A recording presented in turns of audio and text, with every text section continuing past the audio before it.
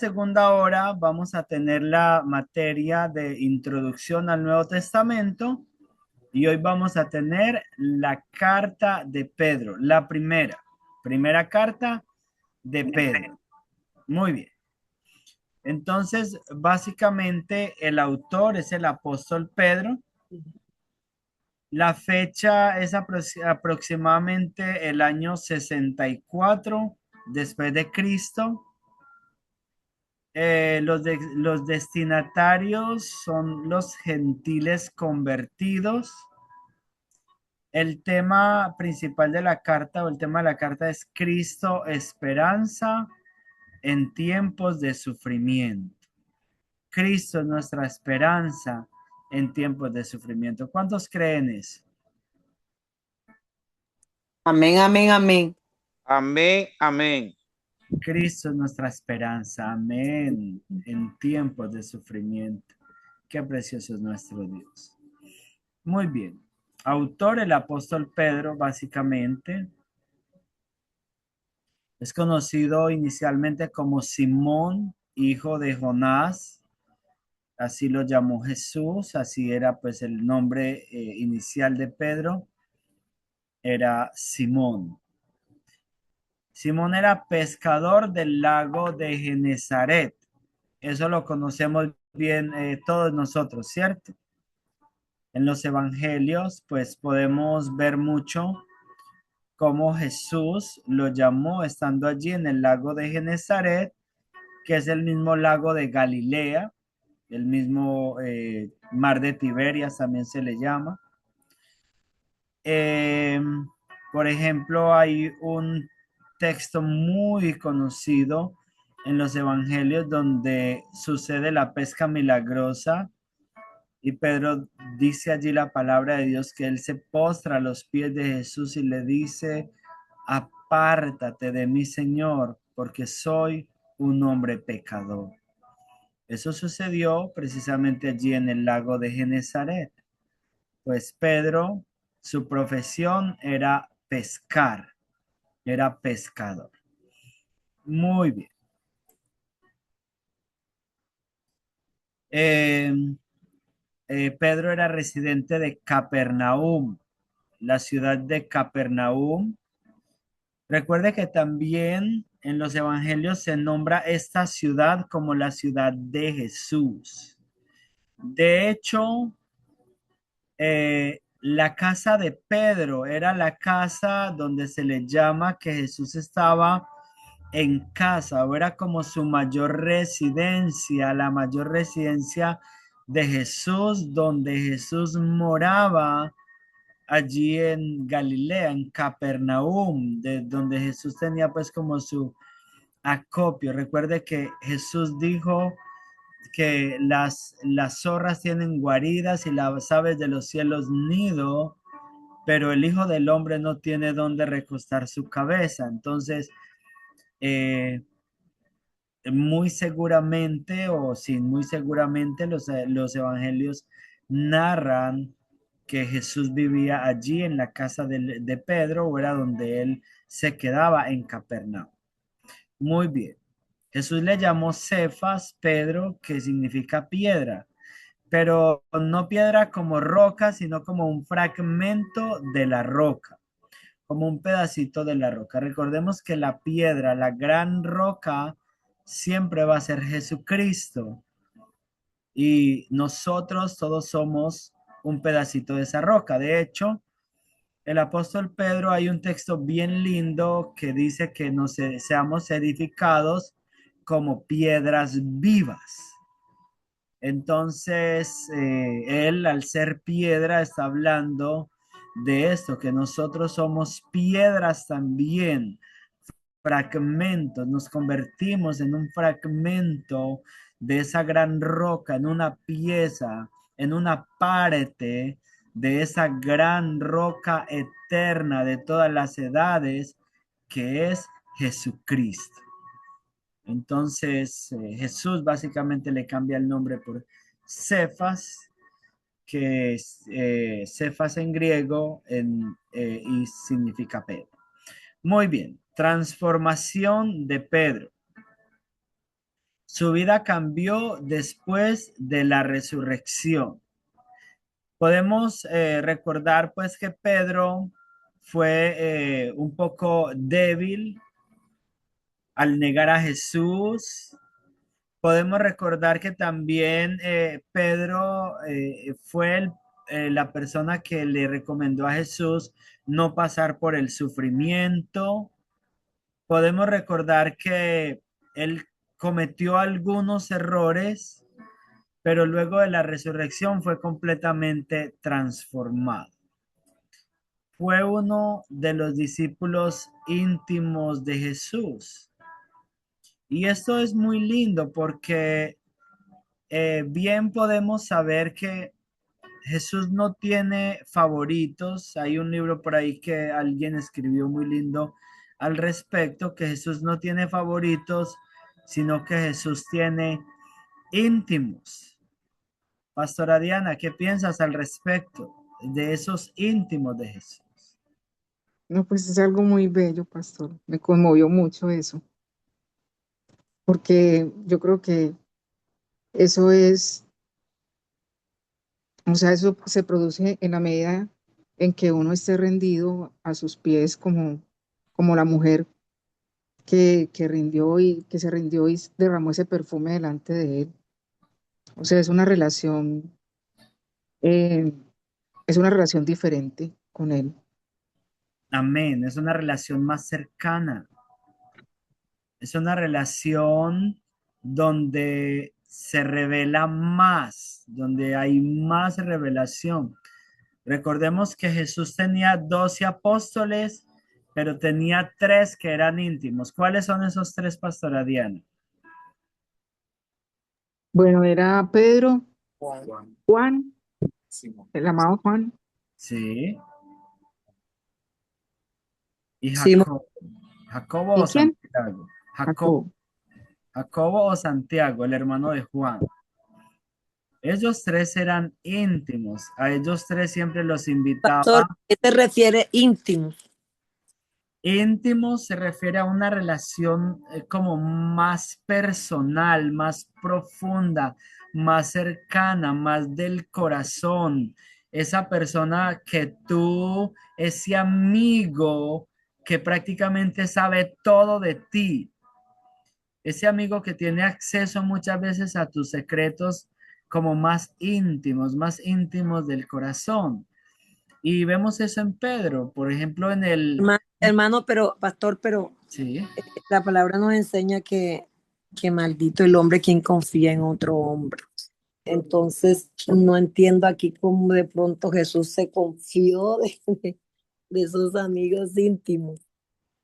No, Jesús no se confió de los amigos íntimos, Jesús siempre se confió de su Padre y Jesús siempre cumplió el propósito, Ajá. pero dentro de un grupo siempre va a haber personas más cercanas unas que otras, que llegan más al corazón, como bien decía ahora la pastora Diana, muchas veces eso no depende de Jesús o de uno cuando está hablando de un grupo, sino que depende de esa misma persona como que se ofrece, como que se abre, como que viene, como que se acerca más, como que te dice, estoy aquí, ¿en qué te puedo ayudar? Cuenta conmigo. O sea, suele suceder en la vida cotidiana y sucedió con Jesús, que de alguna manera ellos se hicieron, estos 3, este grupo de 3 eran más cercanos. Ahora, del grupo de 3 hay uno más íntimo que se recostó en su pecho. Y algo muy precioso que uno puede notar es que a mayor intimidad, mayor revelación. Yo alguna vez leía un libro muy bonito que decía que, ya te doy la palabra, un libro muy bonito que decía que a Juan se le reveló todo el Apocalipsis, porque cuando Wow. él se recostó en el pecho de Jesús, como que, o sea, es como si simbólicamente él hubiera, como que hubiera adquirido, no sé, hubiera percibido todo eso que había en el corazón de Jesús y dice, por eso se le reveló luego el Apocalipsis a él, ¿cierto? Era también, no quiero decir que sea así, era un punto de vista del autor del libro que yo estaba leyendo, pero sí se nota muy claro que a mayor intimidad, mayor revelación. Cuando pasamos tiempo en intimidad con el Espíritu Santo, siempre va a haber una apertura mayor para la revelación de Dios. ¿Quién iba a hablar? Creo que Marlon iba a decir algo. ¿Alguien iba a decir algo? Minerva, adelante. Aló, Minerva, ¿ibas a decir algo? ¿Me quedé hablando solo? ¿Están conmigo? Sí, Aló. señor, sí, aquí Amén, estamos. pastor, estamos Ok, aquí. ok, ok. Listo, entonces seguimos adelante. Minerva. Muy bien, entonces vamos a seguir adelante. Entonces, fue uno de los discípulos íntimos de Jesús. Luego recibió el llamado a pastorear las ovejas. Juan capítulo 21, versículos 15 al 17. Conocemos bastante ese texto que fue cuando Jesús resucitó y estaba allí a la orilla del lago con unos peces asados y llamó a los discípulos que estaban pescando. Ellos vinieron corriendo. Pedro vino pues con vergüenza porque había negado al Señor, pero el Señor lo tomó aparte y ahí es donde está el famoso texto que dice, Pedro, ¿me amas? Apacienta mis ovejas. Pedro, ¿me amas más que estos? Apacienta mis corderos. Pedro, ¿realmente me amas? Ya conocemos bien el texto, es precioso. Allí el Señor no solamente lo restaura al llamado del Señor, lo restaura a la vida del Señor, sino que también le da ese llamado a apacentar las ovejas del rebaño del Señor. Muy bien. Y se convirtió en líder de la iglesia primitiva. Eso es muy claro para nosotros. Sabemos que fue el primero que predicó y todo esto. Muy bien, vamos a avanzar por acá. Pedro y su llamado. Fue llamado a ser discípulo, fue llamado a acompañar a Jesús, y ahí vemos como esa intimidad especial, porque siempre, por ejemplo, cuando resucitó a la hija de Jairo, dice que no dejó que nadie más entrara con ellos, con él, con Jesús, sino Pedro, Juan y Jacob. Cuando subió al monte de la transfiguración, Pedro, Juan y Jacob. Y casi siempre en los eventos así que eran muy, muy importantes, de mucha profundidad celestial, por así decirlo, con el Padre, también en el monte de los olivos, dice que tomó a Pedro, a Juan y Jacobo, y él aparte, y él se acercó más a orar solo, pero a ellos los tomó aparte. Muy bien, entonces fue llamado a acompañar a Jesús, llamado a ser apóstol y también encomendado a pastorear el rebaño del Señor. Eso también lo acabamos de ver en la diapositiva anterior, algo muy parecido. Muy bien, importancia de Pedro. Predicó el primer mensaje ungido. Todos recordamos ese mensaje, ¿cierto? Hechos capítulo 2, donde Pedro dice que predicó y se convirtieron alrededor de 3,000 almas con ese primer mensaje de Pedro. Recibió revelación para predicar a los gentiles. Hechos capítulo 10, versículos 9 al 16. Vladimir, ¿me puede buscar el texto si me da el favor y me lo lees? Con Aló, gusto, Vladimir. pastor. Muchas gracias.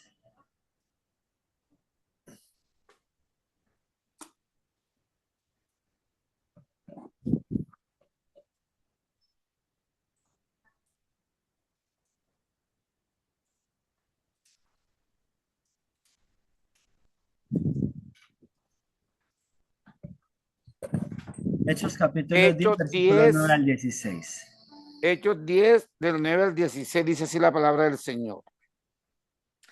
Al día siguiente, mientras ellos iban por el camino y se acercaban a la ciudad, Pedro subió a la azotea para orar cerca de la hora sexta y tuvo gran hambre y quiso comer, pero mientras le preparaban algo, le sobrevino un éxtasis y vio el cielo abierto y que descendía algo semejante a un gran lienzo que atado de las cuatro puntas era bajado a la tierra, en el cual había de todas las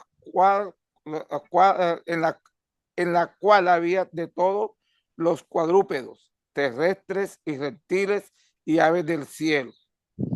Y le vino una voz: levántate, Pedro, mata y come.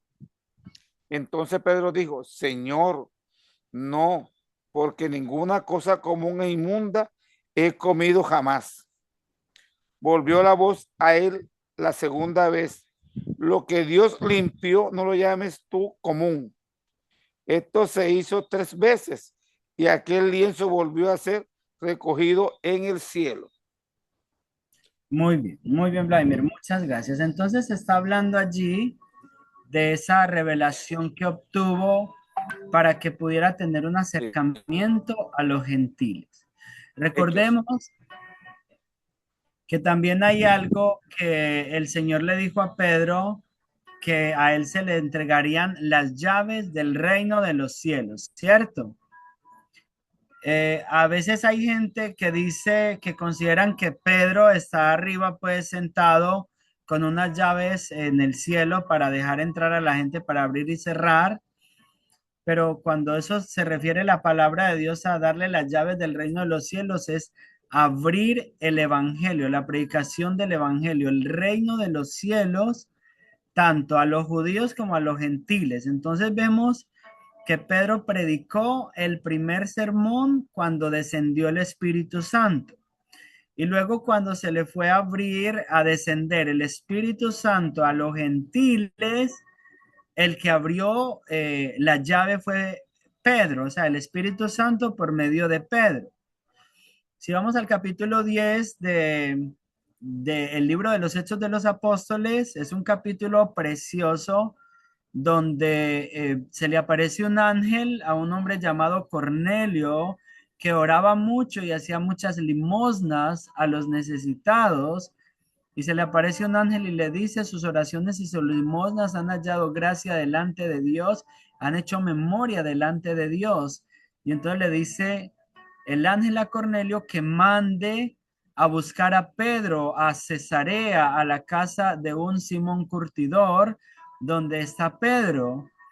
Y cuando ellos ahí, por eso cuando Vladimir empezó leyendo, dice, mientras ellos venían de camino, venían a buscar a Pedro, el Pedro tiene la Espíritu, revelación. el Espíritu Santo empieza a revelarle a Pedro y empieza a mostrarle ese lienzo. Recuerde que Pedro era judío y él no podía comer nada que fuera inmundo. De hecho, él le dice en la visión, él le dice al Señor, cuando le dice mata y come, él le dice nada común inmundo ha entrado jamás en mi vientre. Pero el Señor le dice: no llames común inmundo lo que yo ya santifiqué. Entonces, con esto el Señor le está enseñando que ahora ya no van a ser solamente los judíos, sino los gentiles. Se les está abriendo el lugar y ahora van a ser considerados el pueblo de Dios en Cristo. Todos los que crean en el Señor eh, van a ser iguales a los judíos. Ahora ya no va a haber diferencias. Luego lo explica muy bien el apóstol Pablo diciendo: ahora ya no hay ni judío ni griego, ni esclavo ni libre, sino que ahora somos un solo pueblo en Cristo. Pero entonces allí básicamente recogen a Pedro. Pedro viene a causa de la visión. De otra manera él no hubiera pisado la casa de Cornelio jamás. Pero a causa de la visión y de la orden del Señor que le dice: unos hombres te buscan, baja y ve con ellos sin dudar. Entonces él va con ellos, les predica el evangelio, desciende el Espíritu Santo con poder y ahí es la segunda llave, que se abre el evangelio para los gentiles, que luego el que va a desarrollar verdaderamente el ministerio a los gentiles es el apóstol Pablo, pero Pedro es el que abre, el que lo abre allí. Muy bien. Entonces, Entonces, pastor, adelante. entre Cornelio y los de su casa fueron los primeros gentiles que conocieron al Espíritu Santo, ¿verdad? Son los primeros que recibieron al Ajá. Espíritu Santo. Recuerde que cuando descendió en Jerusalén, estaba eso lleno era de judíos. Obviamente que muchos gentiles quizás ya habían creído en Dios y de alguna manera tú sabes que Dios es soberano, ¿cierto? Y es muy grande y no podemos decir que hasta ahí ningún gentil hubiera creído y como sea, pero que se abre de una manera, como dijéramos, como de una manera no, no, la palabra no es legal, que se abre de una manera literal o de una manera ya oficial, pudiera ser mejor una palabra, que se abre de una manera oficial el evangelio para los gentiles y que el Espíritu Santo viene de una manera oficial sobre los gentiles, como vino en Jerusalén el día de Pentecostés, es ahí en la casa de Cornelio. Eso es lo que sucede. Muy bien. Entonces, Pedro murió como mártir en Roma y la tradición dice que murió crucificado boca abajo. Y es bien linda la historia de la muerte de Pedro. Alguna vez escuché, no está escrita en la Biblia, pero escuchaba un documento pues que narra que al parecer así fue la muerte de Pedro. Él estaba en Roma y estaba persiguiendo al emperador Nerón, estaba persiguiendo la iglesia muy fuerte y bueno, iban por Pedro, ya lo tenían fichado, iban a ir a recogerlo, pero entonces la iglesia le dijo, no, no, vuélate, no, no, no te dejes matar esto. Y entonces dice que Pedro se escapó y se fue por una parte secreta de la ciudad, pero cuando iba caminando, ya saliendo de Roma, Jesús se le apareció. Y Pedro se arrodilló delante de Jesús y le dijo, Señor, ¿qué haces aquí? Y Jesús le dijo a Pedro, vengo a ser crucificado nuevamente. Entonces con eso Pedro entendió que se había llegado su hora, la hora de glorificar a su Salvador con su muerte. Y fue y se entregó para que lo crucificaran. Me parece tan bella esa historia. Es hermoso. Ahora, no solamente murió crucificado, sino que pidió que lo crucificaran boca abajo porque no era digno de morir como su Salvador, como su Señor. Wow, qué poder. Muy bien. Propósito de la carta. Preparar a los creyentes para el sufrimiento. Ayúdenme con estos textos, por favor. Minerva, si estás por ahí. Eh, eh, primera de Pedro, capítulo 4, versículos 12 al 13. Hasta aquí veníamos hablando más pues de Pedro como la persona y las otras partes que son tan importantes. Pero aquí ya vamos a entrar más en materia de la carta. Primero 4. Pedro 4, 12 al 13.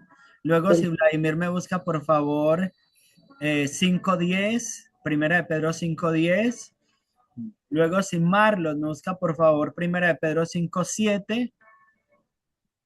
Y si Suni me busca, por favor, primera de Pedro 1:3 al 4. Muy bien, adelante. Bueno, dice, padeciendo como cristianos. Amados, no os sorprendáis del fuego de prueba que os ha sobrevenido, como si alguna cosa extraña os aconteciese, sino gozaos por cuanto sois participantes de los padecimientos de Cristo, para que también en la revelación de su gloria os gocéis con gran alegría. Muchas gracias, Minerva. Entonces vemos allí que el apóstol Pedro está escribiendo a la iglesia Era un tiempo de gran persecución, de mucha persecución el que se estaba viviendo en ese tiempo precisamente por el emperador Nerón, que era muy malo. Y estaban destruyendo a todo cristiano que veían, persiguiéndolo. Eran cosas terribles lo que les hacían a los cristianos.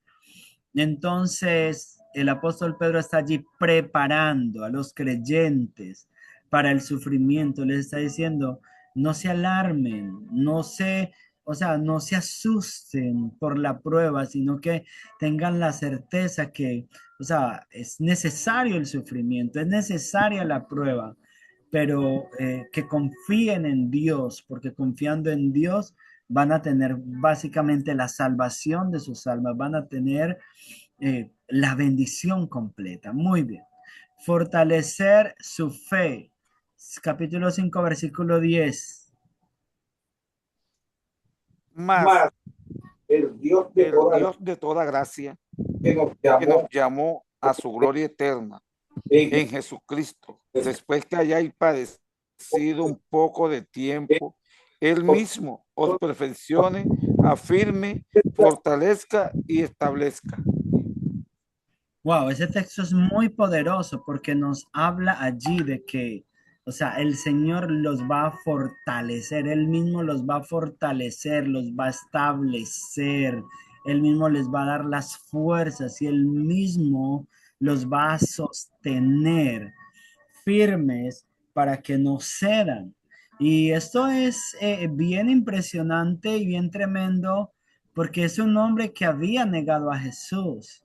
Pero aquí ya está un hombre lleno de fe, lleno de la certeza, enseñando a un pueblo que no se asusten por la prueba, que no se asusten por el sufrimiento, que el sufrimiento más bien es necesario para purificar nuestra fe y familia. Eso es una realidad en la vida cristiana. El sufrimiento, las pruebas, lo vimos hace 8 días en la carta de Santiago. Todas esas cosas son muy necesarias porque ahí es de la única manera que el hombre exterior muere, de la única manera que el hombre exterior es crucificado por medio del sufrimiento, a veces del dolor, de las situaciones difíciles, para que pueda salir la vida interior, la vida de Cristo que está en medio de nosotros. Muy bien, entonces fortalecer su fe. Eso es un propósito muy importante de la carta, fortalecer la fe de la iglesia en ese tiempo y fortalecer tu fe y mi fe hoy. Muy bien. En tercer lugar, evitar el desánimo. 5:7. Amén. Echando toda vuestra ansiedad sobre Él, porque Él tiene cuidado de vosotros.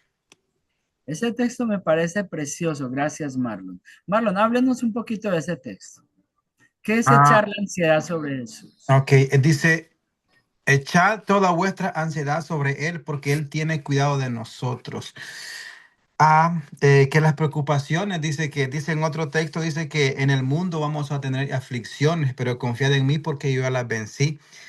O sea que el enemigo va a utilizar todas las ansiedades, pues son impuestas por el enemigo, pues ya sea por la crisis familiar en los hijos o con muchas cosas. Entonces dice Dios, pero espérate, yo ya pagué por ti.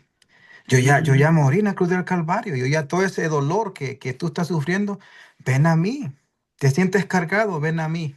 Ven. Amén. Pero confía, cree que yo lo voy a hacer. Cree. Amén. Entonces yo creo que este texto, eso está refiriendo, echa toda vuestra ansiedad sobre Él, dice, o sobre mí, porque Él tiene cuidado. O sea que Él es justo y es perfecto y Él sabe, ¿verdad? Que vamos a pasar por situaciones, pero Él dice, confíen en mí, que yo ya las vencí. Pidan, hablen conmigo. Amén, Marlon. ¿Es Sí, útil pastor, ese texto hoy? ¿Quién va a hablar? ¿Minerva? pastor, ¿Es útil ese texto hoy? ¿Es importante ese texto hoy? cuando dice que sí. ¿Está hablando conmigo, pastor?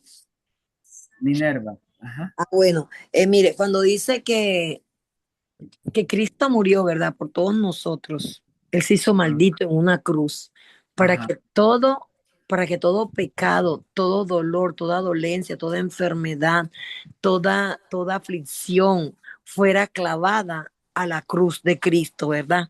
Cuando nosotros Amén. llevamos a la cruz todas nuestras debilidades, nuestras falencias, nuestras dolencias, entonces decimos, Señor, yo crucifico en la cruz que tú moriste, porque escrito está en tu palabra, dice que tú moriste por mí en la cruz para que se fueran todas nuestras enfermedades. Y yo declaro que todas las enfermedades de nuestras vidas son crucificadas a la cruz de Cristo. Porque Amén. la palabra de Dios dice, y Nombre de enseguida Jesús. yo declaro la palabra. Dice que Amén. Dios dice en su palabra, dice, echa toda nuestra ansiedad sobre mí porque yo cuido de ti.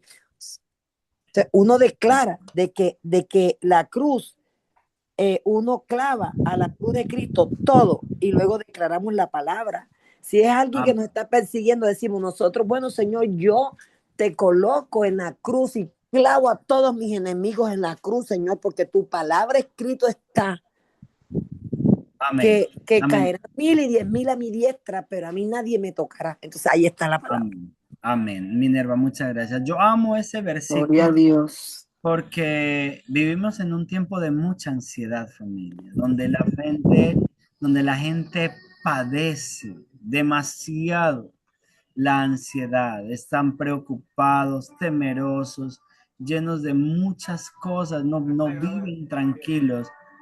Pero me encanta esto que dice, echen vuestra ansiedad sobre Él. Toda vuestra ansiedad, dice, toda vuestra ansiedad sobre Él, porque Él tiene cuidado de vosotros. Qué precioso. Pastor, Sí, Mar. es similar al texto que dice, venid a mí todos los que estáis trabajados, ¿verdad? O Sí, sea, él sí, está bien pegadito. Ese pastor dice, mira, sí, vengan a mí todos, dice, todos los que se sí. sientan cansados, trabajados, que yo los voy a hacer descansar. Amén. Son dos textos muy lindos, muy paralelos, hermosos. Muy bien, vamos a avanzar. Recordar su esperanza eterna en Cristo. 1, 3 al 4. ¿Quién lo tiene? Yo, amén. Gracias, Suni. Amén, amén, amén. Dice, bendito el Dios y Padre de nuestro Señor Jesucristo, que según su grande misericordia nos hizo renacer para una esperanza viva por la resurrección de Jesucristo de los muertos, para una herencia incorruptible, incontaminada e inmarcesible, reservada en los cielos para vosotros. Aleluya. Aleluya. Esperanza viva. No es una esperanza muerta, no es una Amén, idea amén, muerta, no es amén. una ilusión muerta, no es una ilusión ni en Buda, ni en Krishna, ni en... No, es una esperanza viva en uno que Aleluya. venció la muerte, en uno que resucitó. Una Amén, esperanza viva, eterna, incorruptible. ¡Wow! amén, poderoso. Qué poder, preciosa familia.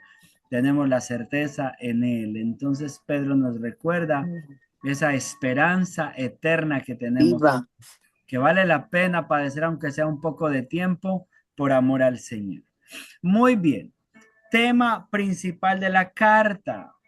En primer lugar, Cristo es la esperanza en el sufrimiento. Pastora Diana, ¿me puede leer capítulo 1, versículos 6 y 7, por favor? Y luego, Vladimir, ¿me puede leer, por favor, capítulo 2, versículo 21? ¿Lo vas buscando?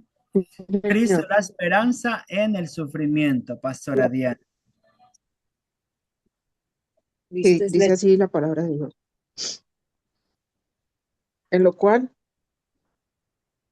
vosotros os alegráis, aunque ahora por un poco de tiempo, si es necesario, tengáis que ser afligidos en ¿Cuál diversas me toca a mí? pruebas, para que sometida a prueba vuestra fe, mucha más preciosa que el oro, el cual, aunque perecedero, se prueba con fuego, sea hallada en alabanza, gloria y honra cuando sea manifestado Jesucristo. Otra que el Señor le habló fuertemente con ese pasaje. Qué bello es nuestro Dios. Entonces, Cristo es la esperanza en el sufrimiento. Dice que aunque ahora tengamos que padecer por un poco de tiempo, pero no es simplemente sin propósito, sino con un gran propósito, que nuestra fe se convierta en algo más precioso que el oro. Wow, qué lindo.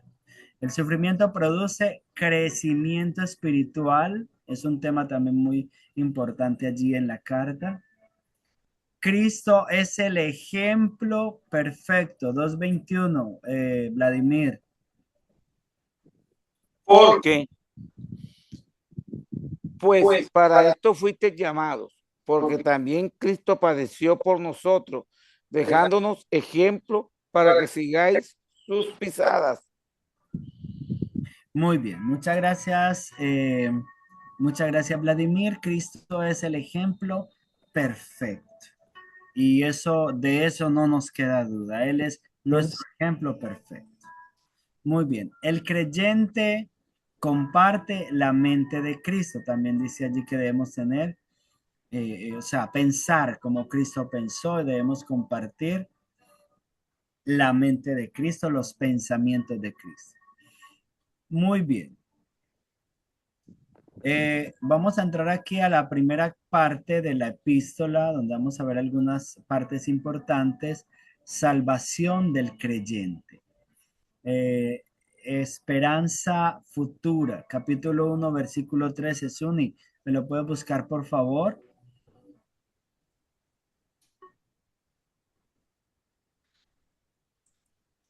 Amén, amén, amén. Capítulo 1, Y luego Minerva, 13. Minerva me busca, por favor, el 1, 15 y 16. Listo, por favor, Suni, muchas gracias. 1:13 dice: Por tanto, ceñid los lomos de vuestro entendimiento. Es ese, ¿verdad? Ajá. Sí, primera de Ah, Pedro 1, sí, 13. sí. Por Adelante. tanto, ceñid los lomos de vuestro entendimiento. Sed sobrios y esperad por completo en la gracia que os traerá cuando Jesucristo sea manifestado. Amén. Entonces, básicamente nos está hablando allí de una esperanza futura en Cristo. Cristo se va a manifestar y vamos a tener esa esperanza, vivimos con esa esperanza. Pruebas presentes también nos habla allí de la importancia de mantenernos firmes como creyentes en las pruebas presentes. Luego, en el llamado a la santidad. Allí hay también un llamado fuerte a la santidad y ese texto es precioso. 1:15 al 16. Mi hermana Minerva, si me hace el favor. Dice, sino como aquel que os llamó es santo, sed también vosotros santos en toda vuestra manera de vivir, porque escrito está, sed santos como yo soy santo.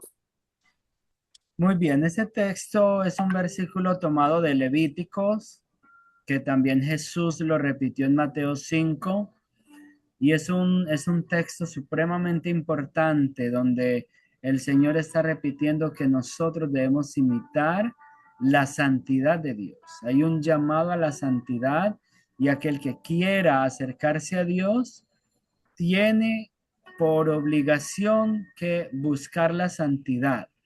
Dice, buscar la paz y la santidad sin la cual nadie verá al Señor. En Apocalipsis dice, el que sea santo, santifíquese todavía. Entonces, esa importancia de que si nosotros estamos buscando al Señor, nuestra opción es, o sea, no tenemos otra opción que buscar la santidad. Yo sé que no es fácil vivir en santidad en un mundo que hay tanta contaminación, que hay tanta corrupción, pero el cristiano debe estar en constante búsqueda de esa santidad, de esa purificación, de mantenerse limpio, viviendo limpio para Cristo. Y es muy lindo porque sin la santidad nadie verá al Señor. Y a veces uno ese texto lo relaciona pues solo con un evento futuro, pero es más presente que cualquier otro texto de la palabra de Dios. Cuando caminamos en santidad, vemos la presencia de Jesús. Nos viene revelación, podemos ver la gloria de Dios en nuestras vidas. Es precioso. Muy bien. Y luego tenemos en cuarto lugar amor fraternal y crecimiento espiritual. La importancia, familia, del amor fraternal. Sabes, hay tanto, esto hace tanta falta en las iglesias. Cuando uno es pastor, uno se da cuenta, pues a veces uno sufre por eso, porque a veces hay tantas discusiones entre los hermanos por a veces como por cosas pequeñas y uno dice, Padre, enséñanos a vivir en amor, enséñanos a amarnos los unos a los otros, a no, o sea, como ayudarnos los unos a los otros desinteresadamente, a no fijarnos tanto en el error del otro, sino más bien a tratar de ayudar al otro. Bueno, tantas cosas que a veces suceden. Necesitamos tanto ese amor fraternal, familia, en nuestras iglesias, en nuestras vidas, en todo lo que hacemos. Lo necesitamos demasiado. Allí está en la carta de Pedro. Muy bien. Segunda parte, vida de sumisión. Entonces, hay algo allí muy importante, sumisión al gobierno, capítulo 2, versículos 13 y 14. Dice allí el apóstol Pedro que nos sometamos al gobierno, que seamos obedientes.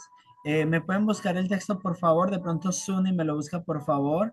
Sumisión al gobierno, capítulo 2, versículo 13 y 14. Luego sumisión en el trabajo. Pastora Diana, por favor, ayúdame con ese texto 2:18.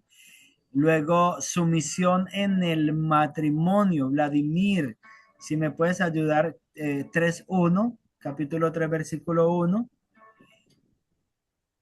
Suni, Amén. adelante. Sumisión al gobierno. Eso es importante. Amén. 2, 13 a 14. Por causa del Señor, someteos a toda institución humana, ya sea al rey, corno o como a superior, ya a los gobernadores como por él enviados para castigo de los malhechores y alabanza de los que hacen bien. Muy bien, Suni. Muchas gracias. Entonces allí habla de la importancia de someterse al gobierno. Y eso es importante, familia. Y Pedro siempre enfoca el sufrimiento o que si el gobierno nos oprime, más bien mirarlo como un privilegio, porque tenemos como ese privilegio de sufrir por amor a Cristo. Muy bien. Misión en el trabajo, 2:18. Dice así, Gracias, criados, estad sujetos con todo respeto a vuestros amos, no solamente a los buenos y afables, sino también a los difíciles de soportar. Gracias, pastora. Entonces, allí habla de la importancia de ser sumisos. De hecho, él también habla en otra pequeña porción donde dice que si sufrimos porque hacemos lo malo, entonces, ¿qué de bueno hay en ello? ¿Qué mérito hay en ello? Pero si por hacer lo bueno sufrimos, por obedecer sufrimos, entonces Cristo nos recompensará. Cristo nos bendecirá. Muy bien, sumisión en el matrimonio, 3:1. Dice, asimismo vosotras mujeres, estad sujetas a vuestros maridos, para que también los que no creen a la palabra sean ganados sin palabra por la conducta de sus esposas. Entonces tenemos allí esa parte tan importante de la vida de sumisión, también que las mujeres sean sujetas a sus maridos y de la misma manera que el marido honre a su mujer, que se sometan a Cristo y se cuiden y se amen el uno al otro, porque eso también desafortunadamente se ha perdido mucho en nuestro tiempo. Muy bien, y sumisión en toda la vida, la importancia de someterse en todo en la vida. Tercera parte, sufrimiento del creyente. Conducta correcta en el sufrimiento. Marlon, búscame ese texto, por favor, porque es bien lindo. Conducta correcta en el sufrimiento. Marlon, si está por ahí. Aló, Marlon. Sí, Ok, muy bien. ¿el texto cuál sería, pastor? 2:19 al 20. Primera de 2:19 al Pedro, 20. Primera de Pedro 19 al 20. Y luego, si Vladimir, me buscas por favor el 4, 10 y 11. Muy bien, Marlon, Ok. adelante. Sí, porque esto merece aprobación. Si alguno a causa de la conciencia delante de Dios sufre molestias, padeciendo injustamente, pues qué gloria es si pecado sois abofeteados y lo soportáis. Mas si haciendo lo bueno sufrís y lo soportáis, esto ciertamente es aprobado delante de Dios. ¿Hasta dónde dijo? Importante. Hasta ¿Hasta ahí dónde? está bien. Ya leímos la idea principal que queremos tratar. Hasta ahí está perfecto, Marlon, tranquilo. Entonces, es precisamente un texto que acabé de mencionar, que qué desgracia hay si ellos pecando son abofeteados y lo soportan. Dice, pero si por hacer las cosas buenas, por hacer lo correcto, son abofeteados y lo soportan, entonces esto realmente es aprobado delante de Dios. Muy bien, entonces se mira el sufrimiento como un privilegio, como un regalo de Dios. Recuerde que él mismo con Juan, cuando fueron azotados allí por los judíos, por el Sanedrín, en el Sanedrín, dice que ellos salieron gozosos de haber sido dignos de sufrir afrenta por el nombre del Señor. Entonces, qué precioso eso. Sí que aprendió bien esa lección el apóstol Pedro y nos la enseña de una manera preciosa también. Muy bien. Mandamientos en el sufrimiento también es una parte muy importante de la carta. Mandamientos en el sufrimiento y luego también el ministerio en medio del sufrimiento. 4, 10 y 4:10. 11. 4:10. Dice, pastor, disculpe, le voy a leer a Vladi. Salió a atender algo. Dice, cada uno, según el don que ha recibido, ministrelo a los otros, como buenos administradores de la multiforme gracia de Dios.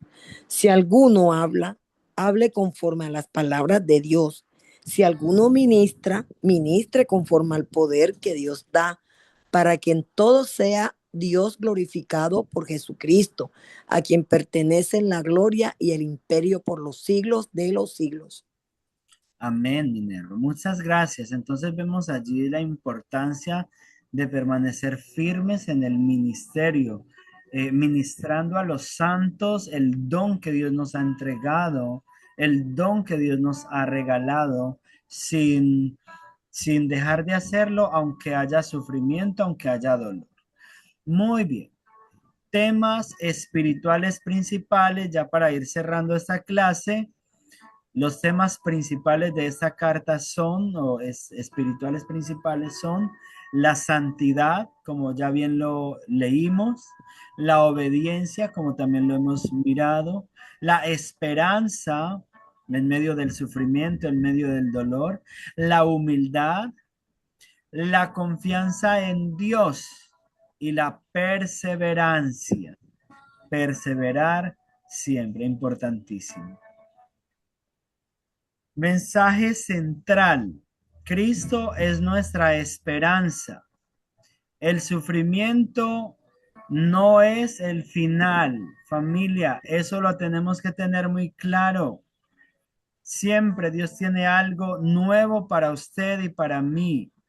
Las dificultades no son el final. Cuando yo estoy pasando por dificultades, siempre medito pensando que eso va a pasar y que si no pasara en esta tierra, para toda la eternidad va a pasar cuando esté con el Señor en el cielo. Así que el sufrimiento no es el final, las dificultades no son el final, esas van a pasar. Muy bien, Dios fortalece a sus hijos y nuestra herencia es eterna. ¿Cuántos creen que tenemos una herencia eterna en los cielos? Amén. Esa herencia se llama Cristo. Amén, aleluya. Él es nuestra herencia eterna. Y por último, la tarea. Tenemos una hermosa tarea. Tómele allí un screenshot y pongámosla en el chat para que todos tengamos acceso a ella y la recordemos. Leer Primera de Pedro capítulos 1 al 5, o sea, la carta completa. Escribir 3 enseñanzas principales. No necesitan ser muy largas. 3 enseñanzas cortas que hayas recibido de esta clase o que recibes de la carta del apóstol Pedro. Explicar cómo Cristo es esperanza en el sufrimiento. Y puse ese versículo como ejemplo, 1:21, pero pueden haber muchos más, ¿cierto? Solo lo puse ese como ejemplo. Cómo Cristo es nuestra esperanza en el sufrimiento. Y en cuarto lugar, aplicar una enseñanza a su vida personal. ¿Cómo es aplicar una enseñanza a su vida personal? O sea, como del diario vivir tuyo, ¿qué enseñanza que aprende del apóstol